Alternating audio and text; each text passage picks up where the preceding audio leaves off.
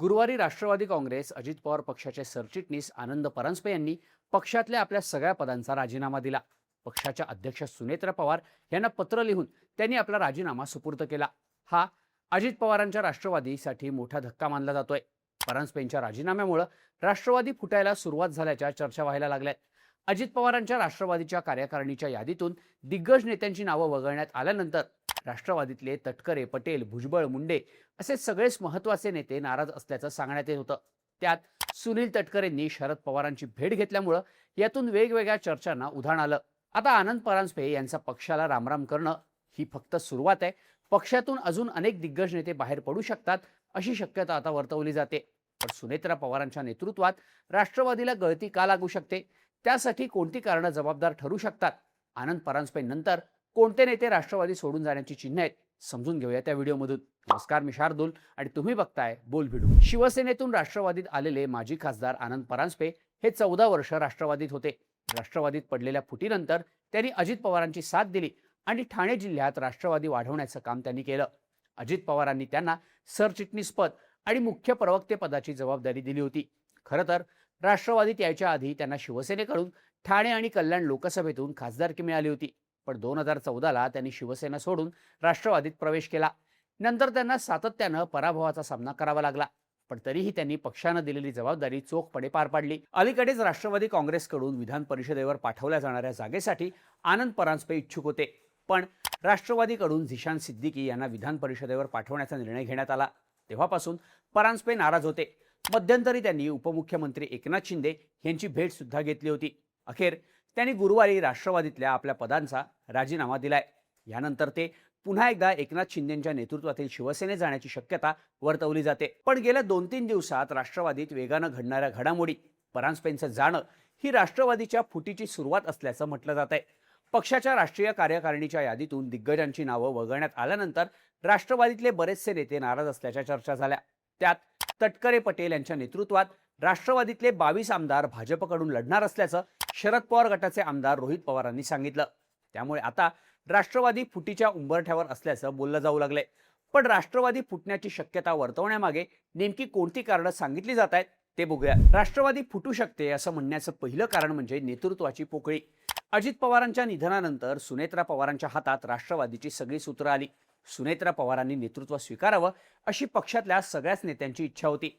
पण जेव्हा 2023 मध्ये अजित पवारांनी महायुतीसोबत जाण्याचा निर्णय घेतला, तेव्हा शरद पवारांना सोडून वेगळी भूमिका घेणं ही सगळ्याच नेत्यांसाठी मोठी रिस्क होती.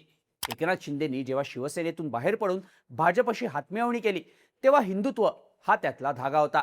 या युतीला नैसर्गिक युतीचा बेस होता. पण अजित पवार आणि त्यांच्या नेत्यांच्या बाबतीत मात्र असं नव्हतं. शिवशाहू फुले आंबेडकरांच्या विचारसरणीतला पक्ष हा हिंदुत्ववादी भाजपशी युती करणार होता. त्यामुळे राष्ट्रवादीचा हक्काचा वोट बेस लांब जाण्याची, त्यातून निवडणुकीतील राजकीय भविष्याची चिंता या नेत्यांना होती. शिवाय सत्ता आणि चौकशीच्या ससेमिऱ्यापासून वाचण्यासाठी या नेत्यांनी शरद पवारांना दगा दिला, या भावनेतून शरद पवारांच्या पक्षाला मोठी सहानुभूती सुद्धा मिळण्याची शक्यता होती. थोडक्यात राष्ट्रवादीतून बाहेर पडणाऱ्या या सगळ्याच नेत्यांचं राजकीय भविष्य पणाला लागणार होतं. पण तरीही हे सगळे नेते अजित पवारांसोबत आले कारण अजित पवारांच्या नेतृत्वावर त्यांचा विश्वास होता. याच विश्वासातून अगदी छगन भुजबळ, दिलीप वळसे पाटील, प्रफुल्ल पटेल, सुनील तटकरे, धनंजय मुंडे असे राष्ट्रवादीतले मोठे नेते सुद्धा अजित पवारांसोबत आले. या नेत्यांच्या पाठीशी खंबीरपणे उभं राहण्याचं काम अजित पवारांनी वेळोवेळी केलं. आपला पक्ष भाजपसोबत आला तरी आपण आपली विचारधारा सोडणार नाही अशी ठाम भूमिका अजित पवारांनी घेतली. महापालिका निवडणुकांमध्ये सुद्धा त्यांनी भाजपशी 2 हात केले. आमदार, नेते ते अगदी छोट्यातल्या छोट्या कार्यकर्त्याला अजित पवारांनी बळ दिलं. संतोष देशमुखांच्या हत्येनंतर धनंजय मुंडेंचा राजीनामा व्हायला 3 महिने जायला लागले. सगळीकडून दबाव असताना सुद्धा अजित पवारांनी मुंडेंचा राजीनामा उशिरा घेतला. मंत्री कोकाटेंचा सभागृहात रमी खेळतानाचा व्हिडिओ व्हायरल झाला, तेव्हा दादांनी लगेचच त्यांचा राजीनामा घेतला नाही. पण प्रकरण हाताबाहेर गेल्यानंतर त्यांनी या दोघांचेही राजीनामे घेतले. पण अजित पवार गेल्यानंतर काय झालं तर अशोक खरातचं प्रकरण समोर आलं आणि रुपाली चाकणकरांना महिला आयोगाच्या अध्यक्षपदाचा राजीनामा द्यावा लागला. त्यावेळी चाकणकरांच्या पाठीशी सुनेत्रा पवार किंवा इतर कोणताही नेता उभा राहिला नाही. तर सातारा जिल्हा परिषद अध्यक्ष आणि उपाध्यक्ष पदाच्या निवडणुकीवेळी झालेल्या राड्यात वाईचे राष्ट्रवादीचे मंत्री मकरंद पाटील यांच्या पाठीशी एकनाथ शिंदे उभे राहिले. पण राष्ट्रवादीच्या एकाही नेत्यानं मकरंद पाटील यांना साथ न दिल्यानं ते एकटे पडल्याचंच दिसून आलं. त्यामुळेच अजितदादांच्या नंतर राष्ट्रवादीत नेतृत्वाची पोकळी निर्माण झाल्याचं बोललं जात आहे.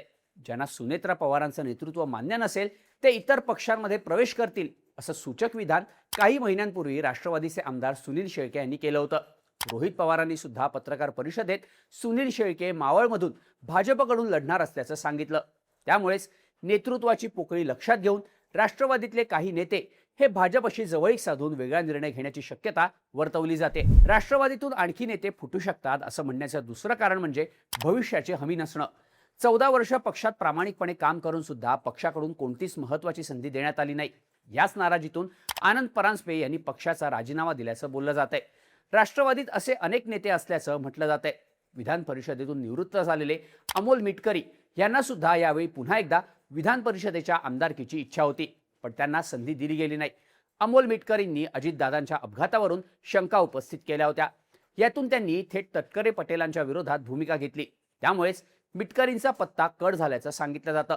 पण अजित पवारांनी अमोल मिटकरींसारख्या एका छोट्या कार्यकर्त्याला विधान परिषदेचं आमदार केलं होतं. अनेक वादांमध्ये ते मिटकरींच्या पाठीशी खंबीरपणे उभे सुद्धा राहिले होते. पण आता दादा गेल्यानंतर मिटकरींना राजकीय भविष्याची चिंता भासणं स्वाभाविक आहे. याशिवाय वडगाव शेरीचे माजी आमदार सुनील टिंगरे हे सुद्धा विधान परिषदेसाठी इच्छुक असताना त्यांना ती संधी मिळाली नाही. पुणे शहराचा विचार केला तर तिथे भाजपनं आता आपली चांगलीच पकड निर्माण केली आहे. पुणे लोकसभेतला वडगाव शेरी सोडला तर इतर सगळ्याच विधानसभांमध्ये भाजपचे आमदार निवडून आले. तर वडगाव शेरीमध्ये टिंगरेंचा मुख्य सामना हा शरद पवार गटाच्या बापूसाहेब पठारेंशी आहे. त्यामुळे जर भविष्यात निवडून यायचं असेल तर सुनील टिंगरेंसाठी भाजप हा उत्तम पर्याय असू शकतो. याच कारणांमुळे भविष्याची चिंता असलेले राष्ट्रवादीतले अनेक नेते एकतर भाजपपूरक भूमिका घेऊ शकतात किंवा शरद पवारांच्या राष्ट्रवादीकडून पुन्हा एकदा पॉलिटिकल करिअर सावरू शकतात असं म्हटलं जात आहे. राष्ट्रवादीत फूट पडू शकते असं म्हणण्याचं तिसरं कारण म्हणजे पार्थ पवारांचा हस्तक्षेप. अजित पवारांच्या पश्चात राष्ट्रवादीत तटकरे पटेल आणि पार्थ पवार यांच्यात सुप्त संघर्ष सुरू असल्याचं म्हटलं जात आहे. त्यातूनच राष्ट्रीय कार्यकारिणीच्या यादीतून सुनील तटकरे, प्रफुल्ल पटेल, धनंजय मुंडे, छगन भुजबळ, दत्तामामा भरणे अशा नेत्यांची नावं नव्हती असं सांगितलं जात आहे. पार्थ पवारांच्या कार्यपद्धतीवर राष्ट्रवादीतल्या या प्रमुख नेत्यांमध्ये बैठक झाल्याची सुद्धा चर्चा आहे. पक्षाच्या महत्त्वाच्या निर्णयांमध्ये पार्थ पवारांचा हस्तक्षेप वाढत चालल्यामुळे अनेक नेते नाराज असल्याचं म्हटलं जात आहे. त्यामुळेच सुनील तटकरेंनी घेतलेल्या शरद पवारांच्या भेटीवरून अनेक तर्कवितर्क काढण्यात आले. सुनील तटकरे हे तब्बल 3 वर्षांनी शरद पवारांच्या भेटीला सिल्वर ओकवर गेले. तर शरद पवारांनी सुद्धा गुरुवारी घेतलेल्या पत्रकार परिषदेत तटकरे पटेलांचं कौतुक केलं. तटकरे पटेल हे क्षमता असलेले नेते आहेत. त्यांनी माझ्याबरोबर काम केलंय, त्यामुळे त्यांचं कर्तृत्व मला माहिती आहे. पण ते ज्या पक्षात आहेत तिथे कोणत्या नेत्यांचा कसा उपयोग करून घेणार हा त्या संघटनेच्या नेतृत्वाचा अधिकार आहे. त्यांच्या असेसमेंट वेगळ्या असतील म्हणून तटकरे पटेलांबाबत तसा निर्णय घेण्यात आला असावा असं म्हणत शरद पवारांनी एक प्रकारे कार्यकारिणीतून दिग्गजांची नावं वगळण्याला पक्षाचं नेतृत्व जबाबदार असल्याचं अप्रत्यक्षपणे शरद पवारांनी सांगितल्याचं दिसतंय. आता पक्षफुटीनंतर शरद पवार आणि तटकरे पटेल यांच्या संबंधांमध्ये मोठं वितुष्ट आलं होतं. पण आता शरद पवारांनीच या नेत्यांचं कौतुक करणं हे एक प्रकारे तटकरे पटेलांच्या नेत्यांना बळ देण्याचा प्रयत्न असल्याचं दिसतंय. हे दोन्ही नेते शरद पवारांच्या जवळ जात आहेत का असाही प्रश्न निर्माण होतोय.